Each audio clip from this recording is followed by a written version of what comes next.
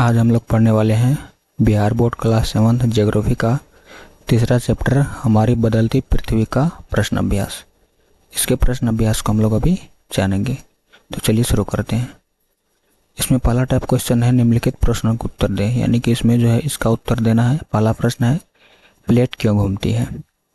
पृथ्वी के अंदर पिघले हुए मैग्मा में होने वाली वृत्तीय गति के कारण प्लेट हमेशा धीमी गति से चारों ओर घूमती रहती है। क्यों घूमती रहती है? तो पृथ्वी के अंदर जो पिघला हुआ मैग्मा है उसमें जो वृत्तीय गति होती रहती है, जिसके कारण प्लेट हमेशा गति करती रहती है, घूमती रहती है। दूसरा प्रश्न है कि बहिर्जनिक एवं अंतर्जनिक बल क्या है। इसका उत्तर है कि बहिर्जनित बल, जो बल पृथ्वी की सतह पर उत्पन्न होते हैं उन्हें बहिर्जनित बल कहते हैं, एवं अंतर्जनित बल, जो बल पृथ्वी के आंतरिक भाग में घटित होते हैं उन्हें अंतर्जनित बल कहते हैं।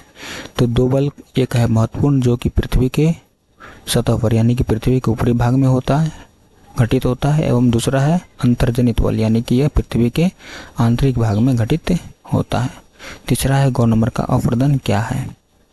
अपरदन प्राकृतिक तत्वों जैसे कि हवा, पानी, बर्फ के कारण मिट्टी की ऊपरी परत का हट जाना या बह जाना अपरदन कहलाता है। ठीक है, प्राकृतिक कारण या तो हवा, पानी, बर्फ इस सब के माध्यम से जो मिट्टी का ऊपरी परत है जो हट जाता है या फिर बह करके दूसरे स्थान पर चला जाता है, इसी क्रिया को अपरदन कहते हैं। अगला प्रश्न है घ नंबर का कि बाढ़कृत मैदान का निर्माण कैसे होता है।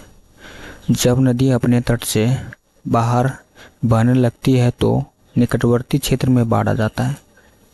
बाढ़ के कारण नदी के तटों के निकटवर्ती क्षेत्र में महीन मिट्टी एवं अन्य पदार्थों का निक्षेपण करती है।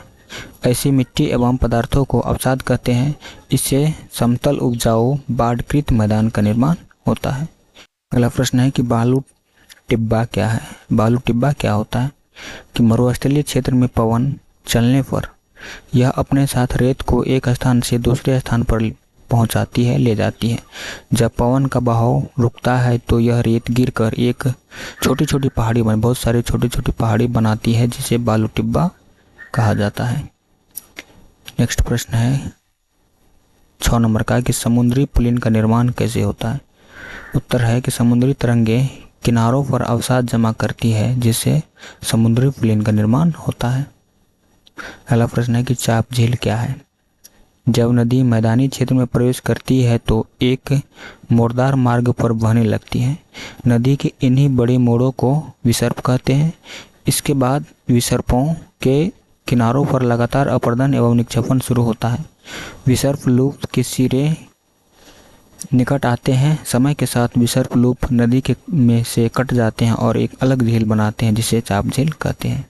जैसे कि यहाँ पर एक चित्र के माध्यम से दर्शाया गया है।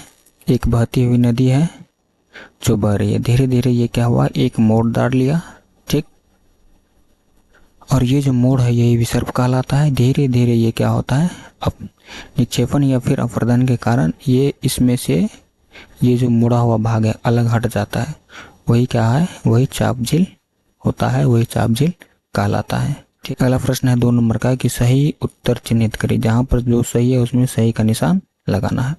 तो पहला है कि इनमें कौन सी समुद्री तरंग की विशेषता नहीं है।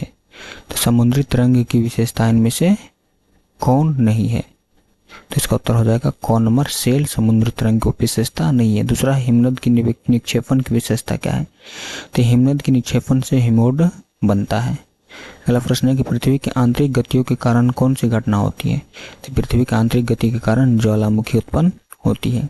छत्रक सेल पाई जाती है कहाँ पर, ये छत्रक सेल रेगिस्तान में पाई जाती है। उसके बाद चाप झील कहाँ पाई जाती है, ये चाप झील नदी घाटी में पाई जाती है। तीसरा प्रश्न है कि निम्नलिखित स्तंभों को मिलाकर सही जोड़े बनाएं। तो पहला है इसमें हिमनद। तो हिमनद का मिलान किससे होगा। तो हिमनद क्या है, तो हिमनद बर्फ की नदी है। ठीक है। दूसरा है विसर्प। विसर्प क्या होता है, तो ये विसर्प नदी से बनता है, नदी के मोड़ पर। ठीक है। पुलिन, ये पुलिन समुद्री तट पर बनता है। तीसरा है बालू टिब्बा। बालू टिब्बा कहाँ बनता है, तो ये रेगिस्तान में होता है।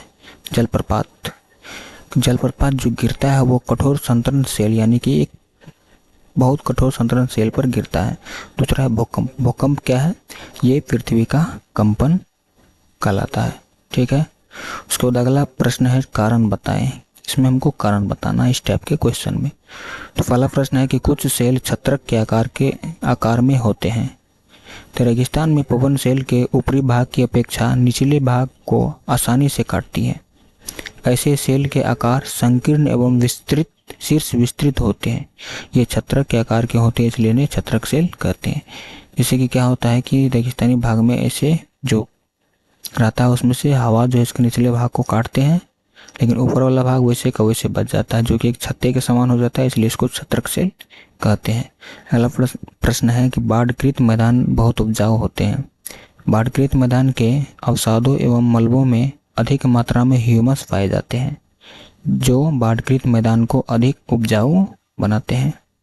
अगला प्रश्न है 9 नंबर के समुद्री गुफा स्टेक के रूप में परिवर्तित हो जाती है। तो समुद्री तरंग के अपर्दन एवं निक्षेपण तटीय स्थलाकृति बनाते हैं। समुद्री तरंग से अपर्दन एवं निक्षेपण के द्वारा तटीय स्थलाकृति बनते हैं और समुद्री तरंग लगातार सेलों से टकराती रहती है, जिससे दरार विकसित होते हैं। जो सेलों से टकराते रहते हैं जिसके कारण उस सेल में दरार होता है, समय के साथ साथ बड़ी और छोटी होती जाती है, और ये समय के साथ साथ बड़ी भी हो सकती है और ये सेल छोटी भी हो सकती है। तो इनको समुद्री गुफा कहते हैं। जो ये दरार है उसके सेल के अंदर, वो उसी को क्या कहते हैं? समुद्री गुफा कहते हैं। इन गुफा के बड़े हो जाने पर इनमें केवल छत ही बचती है। जब ये गुफा बहुत बड़े हो जाती है तो सिर्फ इसका ऊपरी भाग बचता है, जो छत कहलाता है, जिससे तटीय मेहराब बनते हैं। ठीक है। उस छत को क्या बोलते हैं? तो तटीय मेहराब बोलते हैं। लगातार अपर्दन छत को भी तोड़ देता है और उनकी केवल दीवारें बचती है।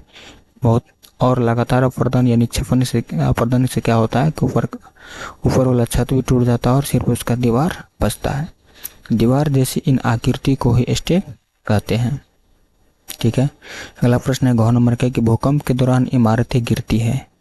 भूकंप के दौरान पृथ्वी की सतह पर काफी कंपन होता है, जिससे इमारतें हिलने लगती हैं और इसी कारण से इमारतें गिरती है।